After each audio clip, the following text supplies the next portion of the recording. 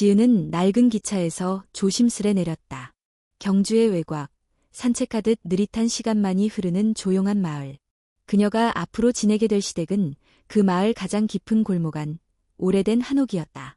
하얀 김이 피어오르는 이른 봄날 아침.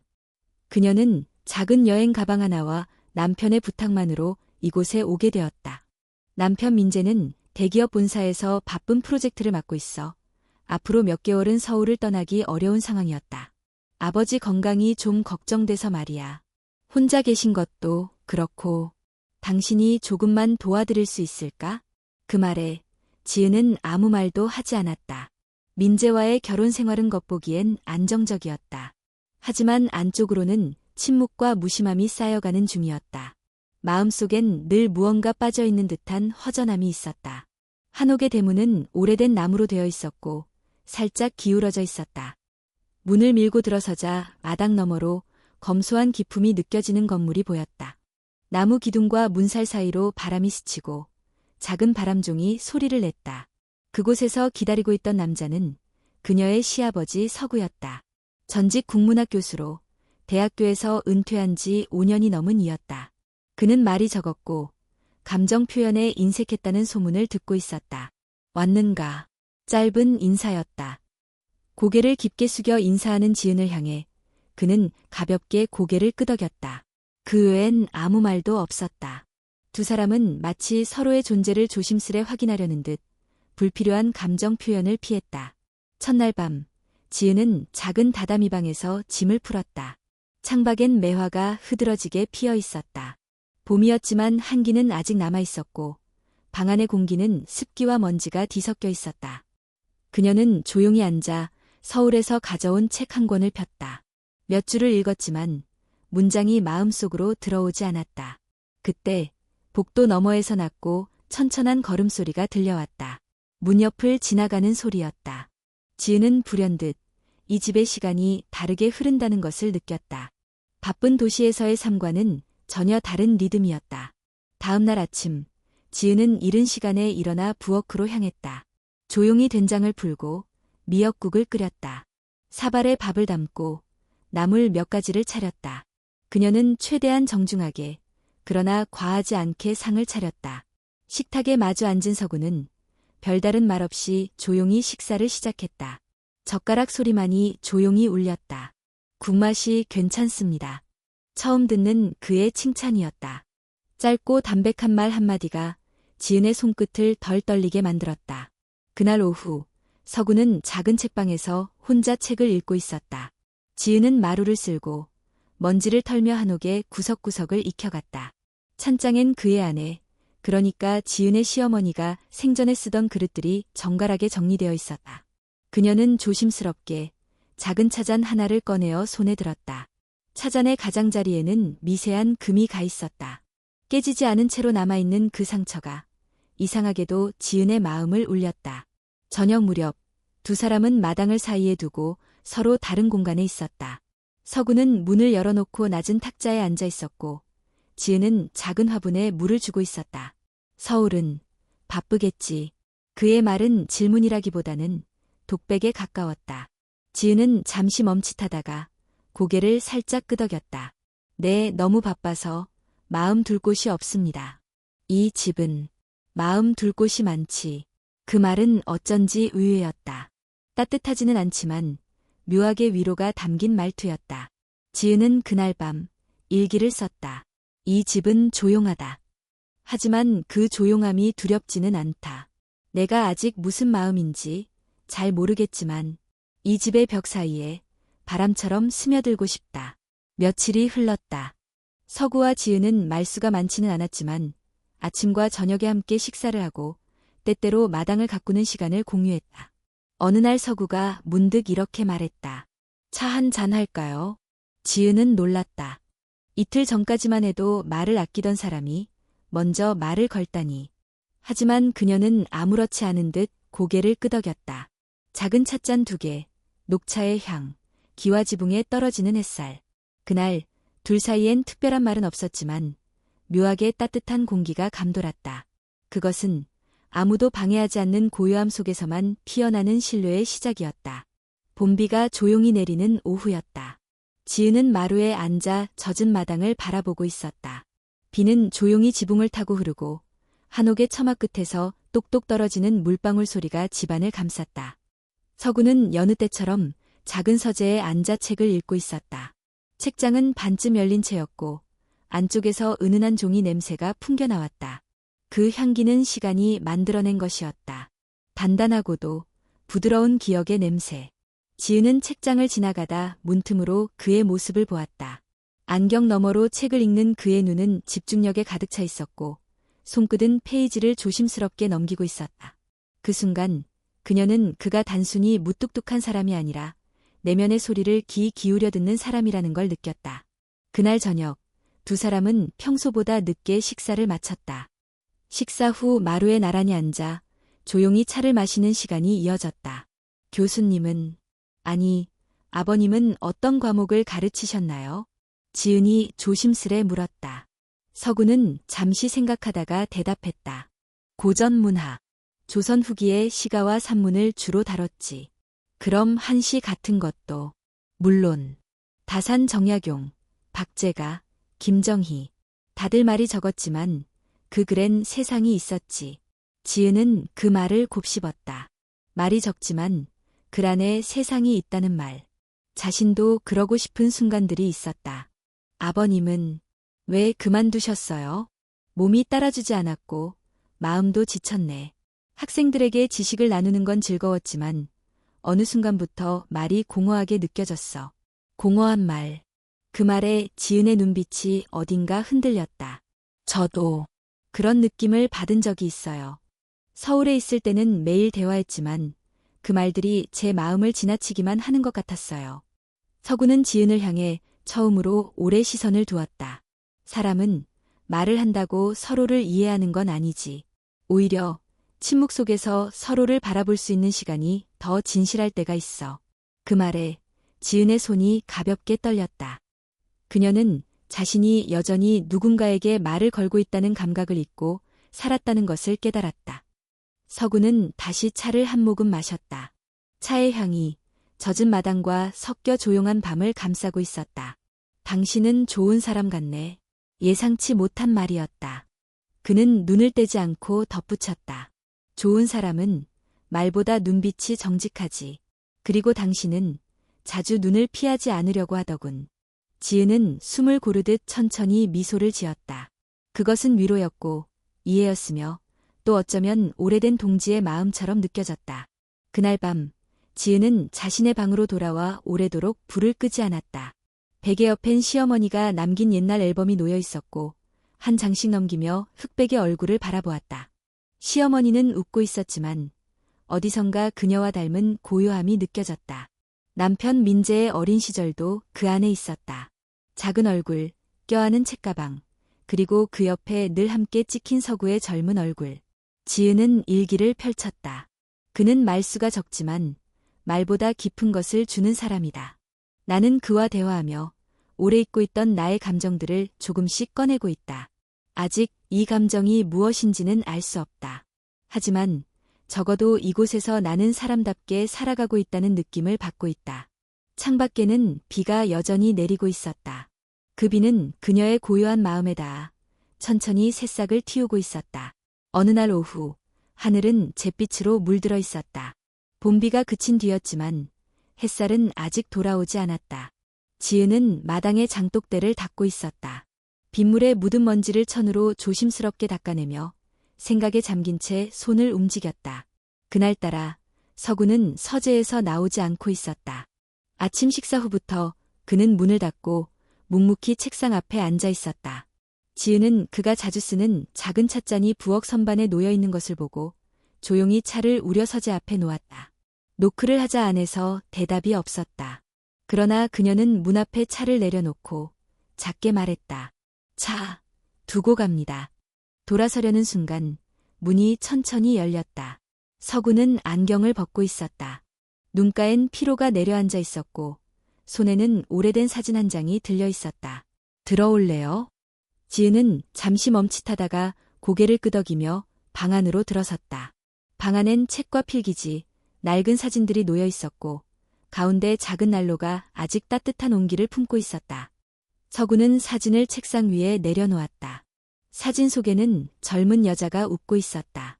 옅은 치마 저고리를 입고 긴 머리를 반쯤 묶은 채 담장을 배경으로 서 있는 모습이었다.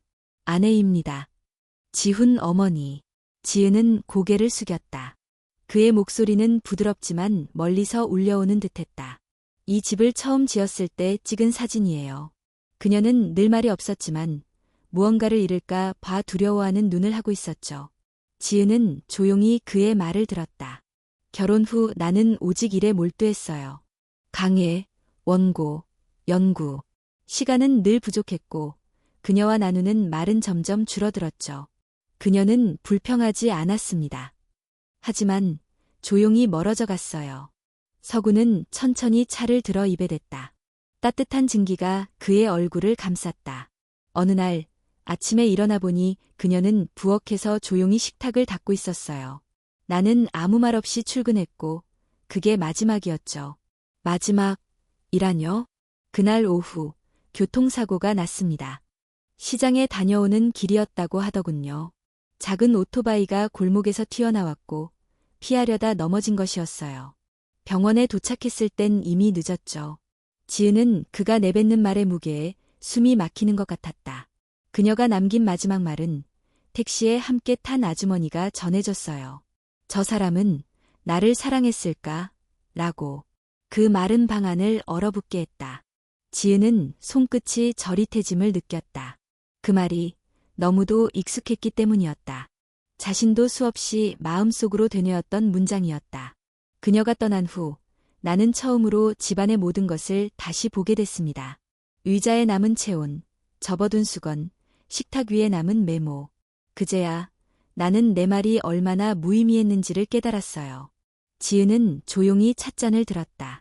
손이 살짝 떨렸지만 차의 온기가 손바닥을 데웠다. 아버님은 지금도 후회하시나요? 서구는 고개를 천천히 끄덕였다. 네. 사랑했지만 표현하지 못했고 가까이 있었지만 바라보지 않았습니다.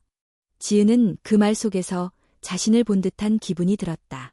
그녀도 민재와 함께 살아왔지만 마음은 늘 혼자였다. 저도 같은 질문을 한 적 있어요. 어떤 질문이요? 저 사람은 나를 사랑했을까? 하지만 저는 아직 답을 듣지 못했어요. 아니, 어쩌면 듣는 걸 두려워하고 있었던 걸지도 모르죠. 서구는 그녀를 조용히 바라봤다. 당신은 아주 조용히 말하지만 그 안엔 진심이 있군요. 아버님도 마찬가지예요. 두 사람은 더 이상 말을 잇지 않았다. 하지만 그 침묵은 불편하지 않았다. 오히려 서로의 고백을 감싸주는 따뜻한 공간처럼 느껴졌다. 그날 저녁, 지은은 방으로 돌아와 다시 일기를 썼다. 오늘 나는 어떤 진실과 마주했다. 그의 과거, 그의 후회, 그의 침묵. 그 안에는 내 마음과 닮은 무엇이 있었다. 우리 둘은 말이 적지만 침묵 안에서 서로를 이해하려 하고 있다. 이 집의 조용한 시간 속에서 나는 오히려 살아있음을 느낀다. 창밖은 여전히 흐렸다. 하지만 그녀의 마음엔 작은 햇살 한 줄기가 들어오기 시작했다. 봄이 조금 더 깊어졌다. 하늘은 맑은 날보다 흐린 날이 많았고 바람은 여전히 차가웠지만 부드러웠다. 지은은 아침마다 마당의 꽃들을 살폈다. 매화는 이미 지고 있었고 대신 진달래가 조심스럽게 피기 시작했다. 한옥의 구석구석에는 계절의 변화가 고스란히 묻어났다. 마루 밑에 깔린 햇살, 창호지의 비친 가지 그림자, 그리고 대청마루를 스치는 바람의 결이 조금씩 달라졌다. 그날 오후, 지은은 찻잎을 덮고 있었다. 도자기 찻잔을 정갈이 닦고 다관에 물을 데우며 조용한 시간을 보내고 있었다. 그녀는 요즘 차를 우릴 때마다 더 신중해졌다. 찻잎의 향을 맡고 물의 온도를 느끼고 차가 잔에 고이는 소리를 들으며 내면이 차분해지는 것을 느꼈다. 서구는 작은 마당을 정리하고 있었다. 낡은 삽으로 흙을 고르고 정갈하게 모래기를 쓸고 있었다. 지은은 다 마친 차를 들고 대청마루로 나왔다. 아버님, 차 한 잔 드릴까요? 그는 삽을 내려놓고 손에 묻은 흙을 털었다. 좋지. 두 사람은 마루에 나란히 앉았다. 앞엔 새로 피기 시작한 진달래 한 송이가 작은 화분 속에서 몸을 흔들고 있었다. 차는 따뜻했고 향은 깊었다. 요즘은 차를 우리면 마음이 조용해져요. 지은이 조심스럽게 말을 꺼냈다. 차는 사람을 기다리게 하지. 그 기다림 속에 여백이 생기고 그 여백이 마음을 비우게 해. 처음에는 그 조용함이 낯설었어요. 그런데 지금은 그 틈이 좋아졌어요. 숨 쉴 수 있어서요. 서구는 고개를 끄덕였다. 도시는 너무 빠르지. 모든 게 쫓기듯 흘러가고 사람들은 서로의 얼굴을 보지 못한 채 지나치고 지은은 살며시 미소 지었다. 이 마을, 이 집에서는 얼굴을 마주하지 않으면 대화조차 시작되지 않았다. 이 집에 와서 처음으로 제 마음의 말 걸어본 것 같아요. 서울에 있을 땐 하루가 어떻게 지나가는지도 몰랐어요. 남편과도 대화는 있었지만 마음은 닿지 않았던 것 같아요. 서구는 조용히 찻잔을 내려놓고 하늘을 바라보았다. 구름 사이로 가늘게 햇빛이 비치고 있었다.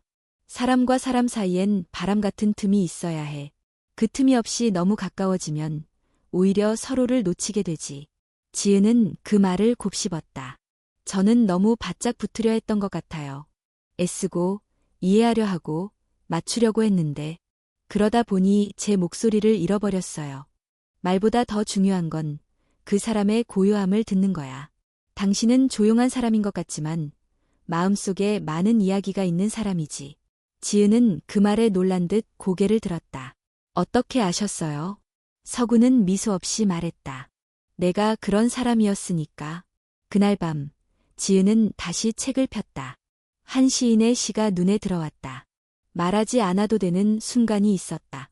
그 순간, 우리는 가장 가까이 있었다. 그 구절을 노트에 적었다. 그리고 그 아래에 자신만의 문장을 덧붙였다. 지금 나는 말하지 않아도 괜찮은 누군가와 함께 있다. 다음 날, 지은은 집안 곳곳을 정리하기 시작했다. 찢어진 창호지를 고치고 오래된 꽃병에 새물을 갈았다. 오랫동안 닫혀있던 작은 찻방도 열었다. 서구는 그런 그녀를 바라보며 조용히 말했다. 집이 숨을 쉬는구나. 지은은 그 말에 고개를 돌렸다. 사람도 집도 숨을 참으면 병이 나잖아요. 이 집도 이제야 다시 숨 쉬는 것 같아요. 둘 사이에 짧은 침묵이 흘렀지만 그건 따뜻한 여백이었다. 그 침묵 속에서 바람이 지나가고 있었다. 그리고 그 바람은 더 이상 외롭지 않았다. 그날 아침, 평소보다 일찍 바람이 불었다. 마당에 진달래 꽃잎 몇 장이 바닥에 흩어져 있었다. 지은은 바람에 날리는 꽃잎을 쓸며 조용한 하루를 준비하고 있었다. 부엌에서는 된장국이 은은하게 끓고 있었고 찬장은 정갈이 정리되어 있었다. 모든 것이 평온하고 고요했다. 그런데 정오가 채 되기도 전에 대문에서 갑작스러운 발걸음 소리가 들렸다. 무거운 신발이 자갈길을 밟는 소리, 망설임 없이 문을 여는 손. 지은은 깜짝 놀라 고개를 들었다. 그리고 마루 끝에서 낯익은 실루엣을 보았다. 지은아, 민재였다. 그는 정장을 입고 있었고 여행용 가방을 한 손에 들고 있었다. 서울에서 곧장 내려온 듯한 얼굴이었다. 예고도 없이, 연락도 없이. 지은은 얼어붙은 듯 그 자리에 멈춰섰다. 왜 연락도 없이? 이 집엔 내 아버지가 계시고 내 아내가 있어. 내가 온 게 그렇게 놀랄 일인가? 그 말투는 어딘지 날카로웠다. 지은은 조심스럽게 대답했다. 놀랐어요. 그냥 갑자기라서요. 민재는 짐을 놓고 집안을 둘러보았다. 한옥은 정리되어 있었고 창호지는 깨끗했으며 마루엔 새 화병이 놓여 있었다. 분위기가 많이 달라졌네. 당신 혼자 이걸 다 했어.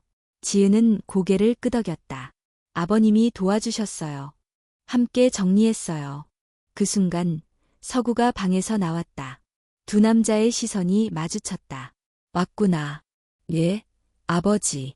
오래간만입니다. 짧은 인사였다.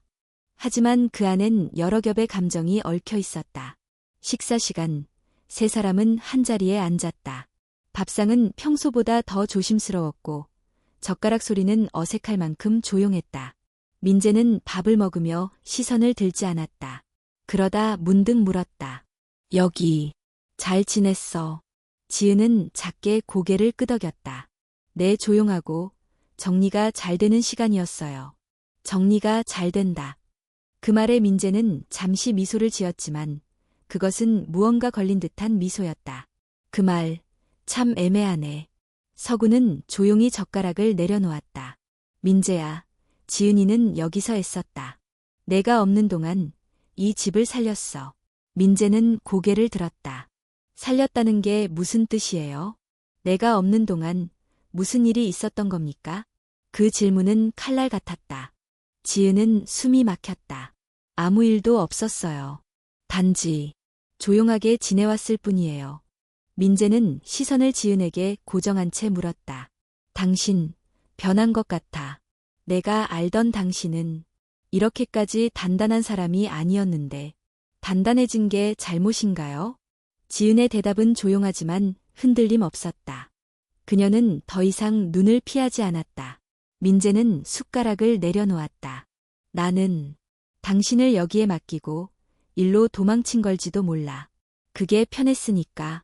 당신이 조용하고 수능적일수록 내 마음은 덜 복잡했으니까. 서구는 그 말을 들으며 잠시 눈을 감았다. 그의 아들이 마주한 진실은 과거의 자신과 닮아 있었다. 아버지. 민재가 조용히 말을 이었다. 혹시 아버지도 지은이에게 그런 마음이 드셨습니까? 그 질문은 무겁고 깊었다. 서구는 잠시 말을 아끼더니 조용히 대답했다. 나는 지은이의 고요함 속에서 나 자신을 보았을 뿐이다. 그 말이 변명입니까? 고백입니까? 서구는 대답하지 않았다. 대신 눈을 들어 민재를 바라보았다. 너는 아내의 눈을 본 적이 있느냐? 네. 말이 아니라 눈. 그 안에서 흔들리는 침묵을 본 적이 있느냐는 말이다. 민재는 아무 말도 하지 못했다. 지은은 자리에서 조용히 일어났다. 두 분, 잠시만 실례할게요. 그녀는 마당으로 나갔다. 바람이 세차게 불고 있었고 화분 속 진달래가 흔들리고 있었다. 그녀는 눈을 감았다. 돌이킬 수 없는 것들이 마음에 쌓여 있었다. 하지만 지금 그 무게보다 더 중요한 것은 스스로의 목소리를 지키는 일이었다. 밤이 깊어졌다. 지은은 자신의 방에서 불을 끄고 누워 있었지만 잠은 쉽게 오지 않았다. 민재가 돌아온 뒤의 공기는 이전과 달랐다. 말수가 적어진 서구, 시선을 피하는 민재, 그 사이에서 침묵을 견디는 자신. 그녀는 문득 마루 쪽에서 작은 소리를 들었다. 조심스레 문을 열고 복도로 나가보니 대청마루에 불이 켜져 있었다. 가까이 다가가자 그곳에는 서구와 민재가 마주 앉아 바둑판을 펴고 있었다. 두 사람은 말없이 돌을 하나씩 놓고 있었다. 돌을 잡는 손끝은 단단했고 바둑판 위엔 단순한 승부 이상의 감정이 얽혀 있었다. 지은은 말없이 그 장면을 바라보다가 조용히 돌아섰다. 여전히 흑돌을 먼저 잡으시네요. 민재가 말을 꺼냈다. 서구는 고개를 끄덕였다. 습관이지. 먼저 두는 것이 더 어렵거든. 어려운 쪽을 고르시나요? 책임은 먼저 움직이는 사람에게 있으니까. 두 사람 사이에 긴 공백이 흘렀다. 서구가 돌을 놓았다. 지은과는 무슨 일이 있었던 겁니까? 민재의 목소리는 낮았지만 분명했다. 무슨 일이라니? 아버지는 감정을 숨기지 않잖아요. 그녀를 대하는 눈빛이 이전과 달랐습니다. 서구는 돌을 손에 든 채 잠시 생각에 잠겼다. 그리고 돌을 놓으며 대답했다. 그 아이는 이 집에 숨을 불어넣었어. 그것이 다다. 정말 그게 전부입니까? 그 이상도 이하도 아니다. 민재는 한숨을 쉬었다. 나는 아버지를 이해할 수 없습니다. 어머니가 떠난 뒤 그토록 닫혀있던 마음이 어째서 지은 앞에서는 다시 열리는지. 서구는 그 말을 듣고 고개를 들었다. 어머니는 말이 적은 사람이었다. 하지만 늘 나를 기다렸지. 그 기다림이 얼마나 외로운 것인지 나는 나중에서야 알았어. 그럼 그 외로움을 지은에게서 본 겁니까?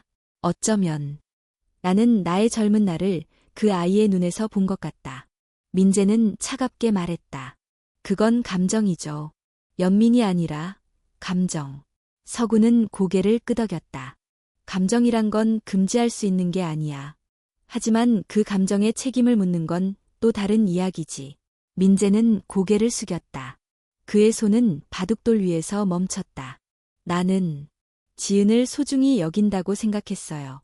경제적으로 부족함 없게 했고, 자유도 주었고, 그게 내 방식의 배려였다고 믿었습니다. 서구는 조용히 말했다. 배려는 내 방식이 아니라 상대의 필요에 따라야 한다. 민재는 그 말에 대답하지 못했다. 지은은 말없이 많은 걸 감내해왔어. 그런 사람은 말보다 눈빛을 더 오래 기억하지. 바둑판 위의 돌들이 더 이상 움직이지 않았다. 두 사람은 더 이상 돌을 두지 않았지만 그 밤은 끝나지 않았다. 지은은 마당 끝에서 담요를 두르고 앉아 있었다. 밤바람은 차가웠지만 마음속은 이상하게 차분했다. 아버지와 남편 사이의 대화가 마루를 통해 희미하게 들려왔고 그녀는 그 목소리들을 마음으로 받아들이고 있었다. 그녀는 처음으로 민재가 진심을 마주하고 있다는 걸 느꼈다. 그리고 서구 역시 감정을 부정하지 않으려 노력하고 있었다. 그 사실이 아프면서도 이상하게 위로가 되었다. 그날 밤 지은은 편지를 쓰기 시작했다. 첫 번째 편지는 민재에게. 민재 씨, 나는 오랫동안 당신의 곁에 있으면서도 내 자리를 찾지 못했습니다. 말은 있었지만 마음은 서로 지나쳤고 나는 점점 사라지고 있었습니다. 이 집에서 나는 나를 다시 찾고 있습니다. 부디 나의 침묵을 외면하지 말아주세요. 두 번째 편지는 서구에게. 아버님, 저는 이 집에서 처음으로 누군가의 고요함을 이해하게 되었습니다. 그 고요함 속에서 저는 위로받았고 어쩌면 사랑보다 더 깊은 온기를 느꼈습니다. 하지만 이제 저만의 시간을 향해 나아가야 할 것 같습니다. 지은은 두 통의 편지를 작은 봉투에 담고 책상 위에 올려두었다. 창밖엔 달빛이 희미하게 내리고 있었다. 바람은 잦아들었고 집안은 다시 조용해졌다. 그러나 그 조용함은 더 이상 외로운 침묵이 아니었다. 그것은 마주한 감정들 위에 깃든 결심의 고요함이었다. 이른 새벽, 하늘은 푸른 기운도 띠지 못한 채 뿌옇게 떠 있었다. 한옥의 기와에는 이슬이 내려앉았고 나무 기둥은 밤새 촉촉한 공기를 머금고 있었다. 지은은 천천히 이불을 개고 조용히 일어났다. 그녀는 어젯밤에 써둔 두 통의 편지를 다시 손에 들었다.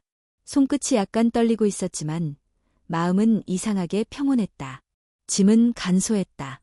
작은 가방 하나, 그리고 손에 들린 회색 코트. 방문 앞에 조심스럽게 봉투 두 개를 놓고 가볍게 손을 얹었다. 어떤 말도 덧붙이지 않았다. 그저 그 안에 담긴 문장들이 자신이 할 수 있는 최선의 작별이길 바랐다. 대문을 나서려던 순간 마당에서 누군가의 발소리가 들렸다. 그녀는 고개를 돌렸다. 서구였다. 그는 겉옷도 입지 않은 채 얇은 집안 옷차림으로 마당에 서 있었다. 서로 시선이 마주쳤고 짧은 침묵이 흘렀다. 가는구나. 지은은 고개를 끄덕였다. 예. 그는 다가오지도 멈추지도 않았다. 그저 그 자리에 선 채 묻듯 말했다. 혼자 괜찮겠나? 지은은 웃지도 울지도 않았다. 대신 또박또박한 목소리로 대답했다. 괜찮아지고 싶어요. 누구 곁에 있느냐보다 제 안에 있는 저를 다시 만나고 싶어요.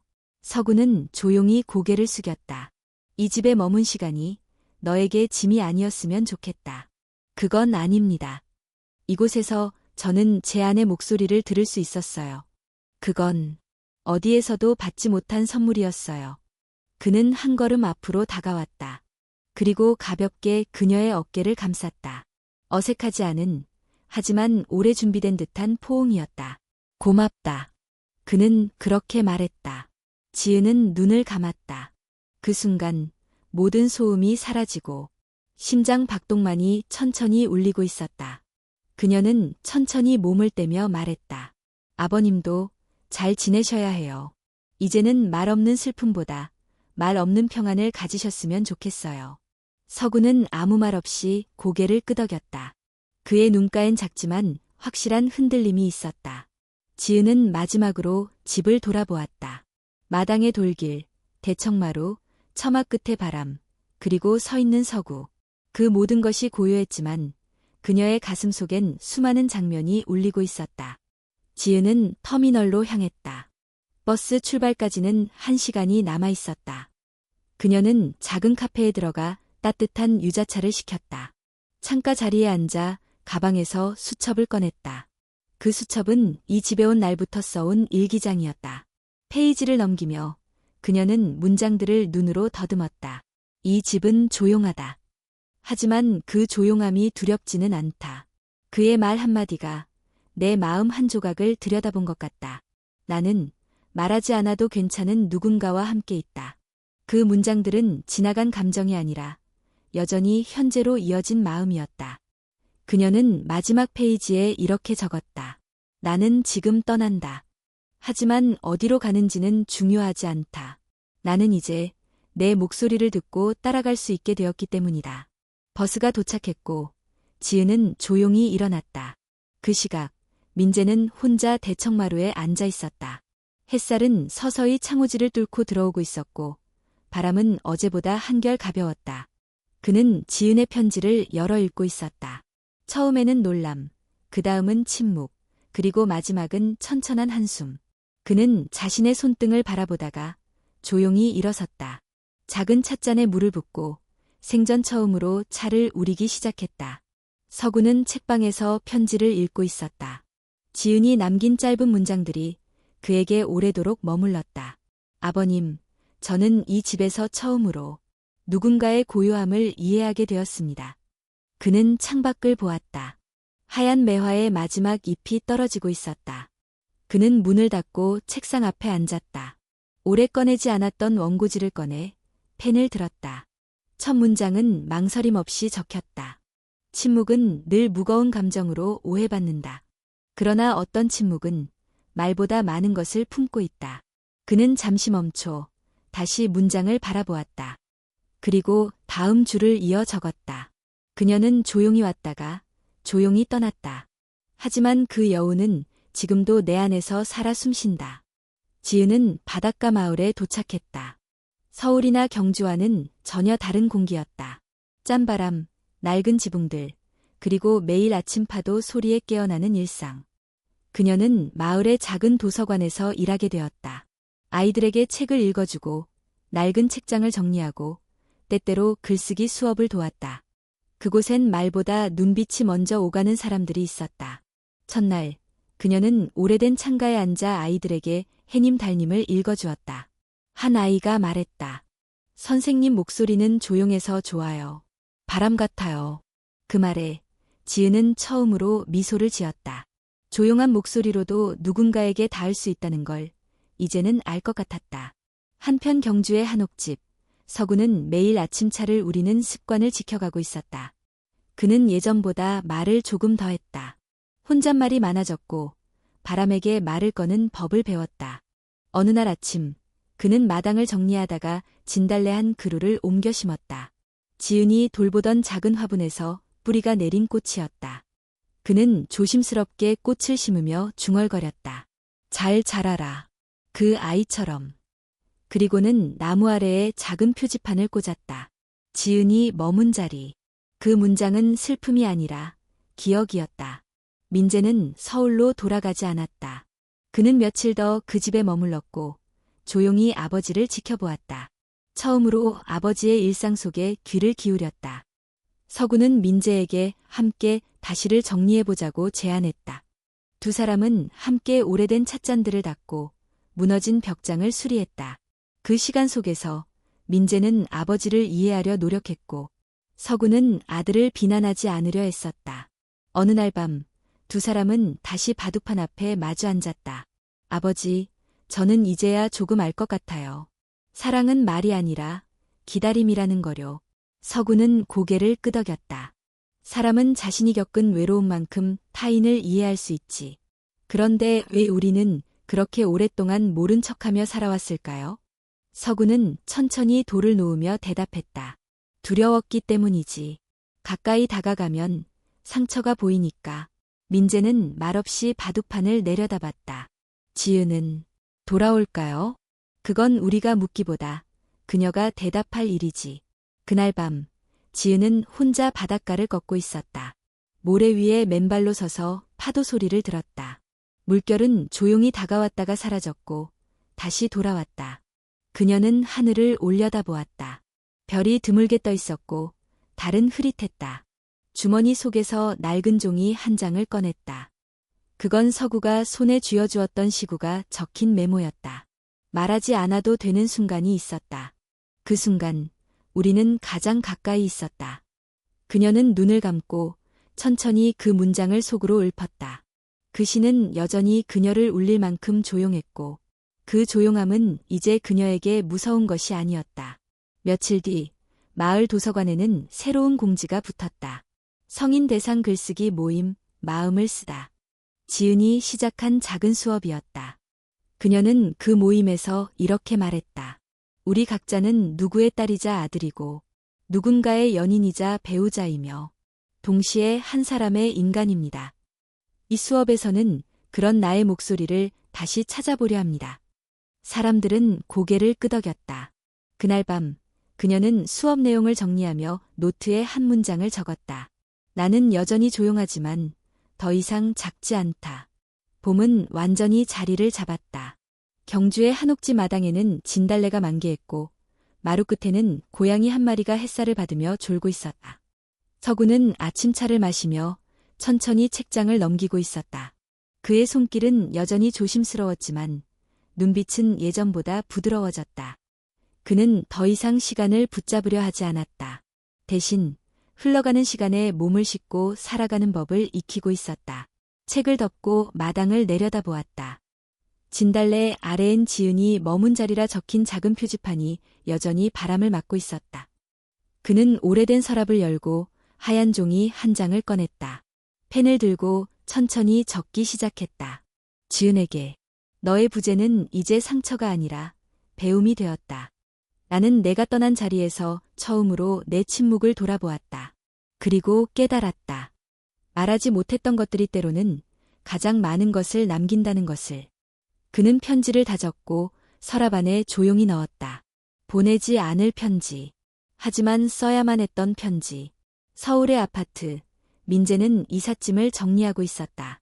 그는 회사 근처의 작은 원룸으로 이사를 결심했고 모든 것을 줄이기로 했다.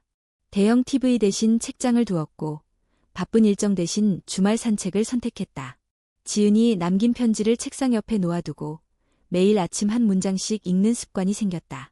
말은 있었지만 마음은 서로 지나쳤고 나는 점점 사라지고 있었습니다. 그는 그 문장을 읽을 때마다 마음속 어딘가가 조용히 젖어들었다. 그날 오후 민재는 아버지에게 전화를 걸었다. 아버지, 잘 지내세요? 응, 진달래가 활짝 피었더구나. 그 꽃, 아직도 있네요. 그래. 내 어머니가 처음 심었던 자리 옆에 지은이가 손보던 화분도 함께 놓여있지. 민재는 잠시 침묵하다가 말했다. 지은이는 돌아오지 않을까요? 서구는 한참을 말없이 있다가 조용히 대답했다. 돌아오는 게 중요한 게 아니다. 그녀가 어디에 있든 너는 너 자신으로 서 있을 수 있느냐가 중요하지. 그 말은 어쩐지 아버지라는 이름보다 한 인간으로서의 목소리처럼 들렸다. 전화를 끊고 난 뒤 민재는 혼자 작은 바둑판을 꺼냈다. 그는 스스로 돌을 두기 시작했다. 한 번은 흑, 한 번은 백. 자신과의 대국. 그 안에서 그는 스스로를 마주하기 시작했다. 지은은 여전히 바닷가 마을에 있었다. 도서관 아이들과의 글쓰기 수업은 점점 확장되었고 이제는 마을 어르신들도 함께했다. 어느 날 한 할머니가 말했다. 나는 살아오면서 단 한 번도 내 이름으로 무언가를 써본 적이 없었어요. 그런데 선생님이 당신의 목소리를 찾아보라고 했을 때 그날 밤 잠을 못 잤어요. 처음으로 내 이야기를 쓰고 싶다는 생각이 들었거든요. 그 말을 들은 지은은 조용히 손을 잡아주었다. 그녀는 자신이 하고 있는 일이 단순한 수업을 넘어 누군가의 삶을 조금씩 회복시키는 일임을 알게 되었다. 그날 밤 그녀는 바다 앞벤치에 앉아 자신에게 쓴 편지를 펼쳐 읽었다. 나는 더 이상 누군가의 그림자에 서지 않는다. 내 목소리는 작지만 뚜렷하고 내 고요함은 침묵이 아닌 선택이다. 그녀는 편지를 접고 하늘을 올려다보았다. 별은 보이지 않았지만 마음은 맑았다. 봄은 그렇게 각자의 자리에서 피어 있었다. 서구는 책을 쓰기 시작했고, 민재는 매주 한 편의 에세이를 블로그에 올렸다. 지은은 도서관에서 사람들의 글을 모아 작은 작품집을 만들었다. 그들은 만나지 않았지만 서로를 기억하고 있었다. 그 기억은 집착이 아니라 이해였다. 그들은 서로의 삶에 잠시 머물렀고 그 머무름은 각자의 여정에 조용한 흔적을 남겼다. 한옥의 빈 문살 사이로 바람이 스며들고 서울의 원룸 창밖으로 햇살이 스쳤으며 바닷가의 도서관 창문에는 어린아이들의 웃음소리가 가득했다. 세 사람은 여전히 같은 하늘 아래 살아가고 있었다. 서로 다른 공간, 다른 시간 속에서. 그러나 이상하게도 그들의 하루는 닿아 있는 듯 느껴졌다. 바닷가 마을의 늦은 봄. 지은은 도서관 뒤편의 작은 언덕길을 천천히 걸었다. 길가엔 하얀 들국화가 피어 있었고 바람은 부드럽게 뺨을 스쳤다. 언덕 위에는 오래된 정자가 하나 있었고 그 안에선 바다가 내려다 보였다. 그녀는 정자에 앉아 바다를 바라보며 가방 속 작은 종이 봉투를 꺼냈다. 봉투 안에는 도서관 글쓰기 수업에서 나온 글 중 몇 편을 뽑아 묶은 원고가 들어있었다. 그녀가 처음부터 기획하고 엮은 첫 공동 작품집이었다. 표지에는 이렇게 적혀 있었다. 우리의 목소리는 작지만 사라지지 않는다. 지은은 손끝으로 그 문장을 어루만졌다. 그녀가 한때 가장 두려워했던 말 없는 시간, 의미 없이 흘러가던 침묵. 그 모든 것이 지금은 하나의 언어가 되어 누군가에게 닿고 있었다. 그녀는 다시 펜을 들어 새 원고의 첫 문장을 써내려가기 시작했다. 내가 조용히 떠난 그 집에는 아직도 진달래가 피어 있을까? 경주의 한옥집. 서구는 초여름 준비를 하며 마당의 나무에 새 그늘막을 달고 있었다. 햇살이 점점 강해졌고 진달래는 시들어가고 있었지만 그 자리에는 다시 초록잎이 돋고 있었다. 그는 매일 아침 일찍 차를 우리는 습관을 지켰다. 그리고 책을 썼다. 그의 글은 더 이상 학문적인 고전 해석이 아니었다. 그는 사람의 마음, 말없는 감정, 그리고 나이를 먹으며 깨달은 것들에 대해 기록했다. 출판사에서는 그에게 제목을 정해달라고 했고 그는 잠시 고민하다 조용히 메일에 적었다. 조용한 봄날. 그 제목 안에는 그의 아내도 며느리도 그리고 자신의 오래된 고백도 들어있었다. 서울. 민재는 어느 출판사 블로그에 칼럼을 연재하게 되었다. 그는 매주 일요일마다 말하지 못한 말이라는 제목의 글을 올렸다. 첫 회의 제목은 이랬다. 나는 당신의 눈을 몰랐다. 그의 글은 기술적인 문장이 아니라 그가 지나쳐온 사람들의 눈빛과 고요함을 다시 바라보는 시선으로 가득했다. 그는 더 이상 변명하지 않았고 지은의 침묵을 사랑의 방식으로 이해하려 노력했다. 글을 쓰고 나면 그는 늘 작은 찻잔에 차를 우려 한 모금 마셨다. 그 습관은 아버지에게 배운 것이었고 이제는 자기만의 고요한 의식이 되었다. 어느 날 그의 메일함에 한 통의 편지가 도착했다. 보낸 이는 없었지만 내용은 짧고 분명했다. 잘 지내고 있나요? 조용한 날들 속에서도 당신의 목소리가 살아있기를 바라요. 오지. 민재는 화면을 오래 바라보았다. 그리고 문득 창밖 하늘을 올려다보았다. 그날은 이상하리만치 맑고 햇살은 마치 어느 봄날 같았다. 며칠 뒤 지은은 도서관에서 작은 북토크 행사를 열었다. 그녀가 엮은 글쓰기 모임책이 지역신문에 소개되면서 조용히 관심이 모였다. 행사 마지막에 한 참석자가 질문했다. 선생님, 앞으로 어떤 이야기를 쓰고 싶으신가요? 지은은 잠시 생각하다가 대답했다. 누구도 대신 써주지 않는 이야기요. 그리고 아주 조용하지만 끝까지 살아남는 이야기요. 그 말에 누군가는 고개를 끄덕였고 누군가는 눈시울을 닦았다. 밤이 되었다.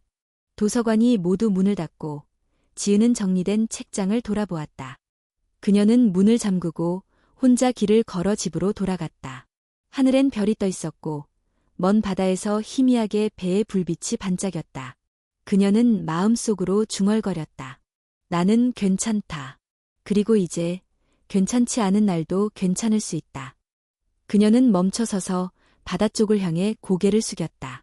그건 작별이 아니라 인사였다. 자신에게, 과거에게, 그리고 이제는 멀리 있지만 여전히 따뜻한 어떤 이들에게. 그녀는 다시 걷기 시작했다. 그 발걸음은 조용했지만 분명했다. 그 길 끝에는 더 이상 누군가의 집이 아니라 자신의 하루가, 자신의 언어가, 그리고 자신의 삶이 기다리고 있었다.